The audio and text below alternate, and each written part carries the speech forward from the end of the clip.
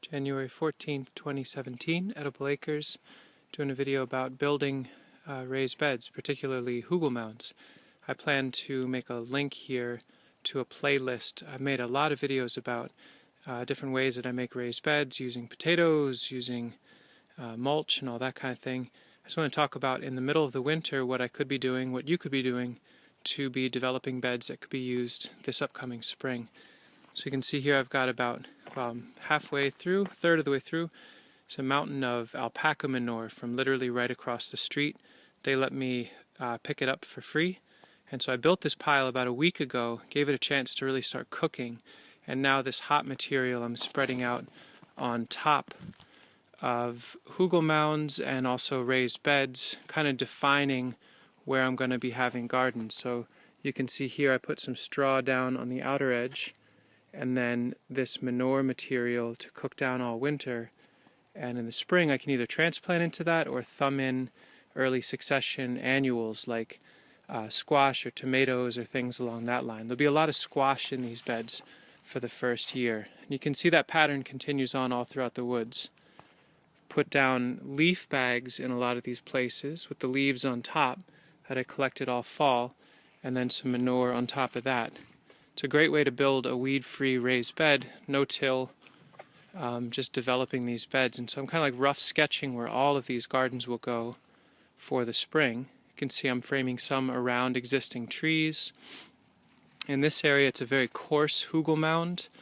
This was a whole Scots pine or two that I chopped up and laid out and then covered in straw, and now I'm covering in these like 5 hay fork scoopfuls of manure. So each of these spots will be where I plant for the first year as the rest of the bed breaks down.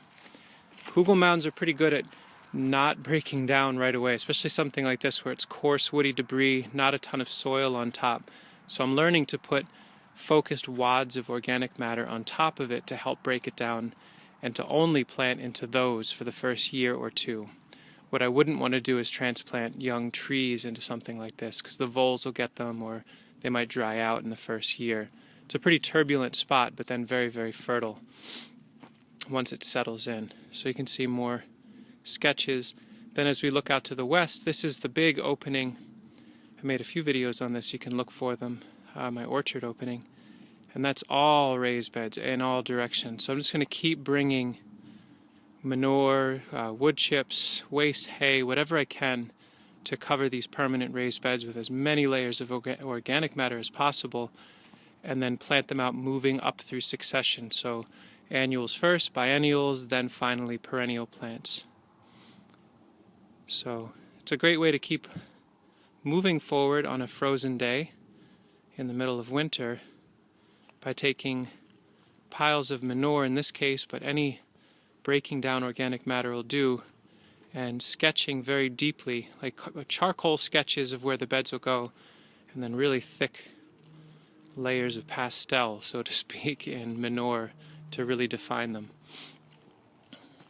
More leaf bags, I can bring those to areas where I want to suppress herbaceous weeds and then just cover it in this manure. That's a great way to not have to till. And then you can see I'm doing some rings as well. So here's an apple that I did a canopy release on this winter. I felled all the Scots pine immediately around it, so it'll be starting to really grow this next season. And I'm ringing it with manure so that I can plant out some guilds around this. So wherever possible I'm opening for existing food-producing trees and then designing guilds and relationships around them. I'll go into the other stuff in another video. I just wanted to make this one a short one, but just give an idea of some activities that can happen while it's really nice and cold out. It's definitely a theme for me in the winter, is moving it along while I wait for spring. Thanks for watching.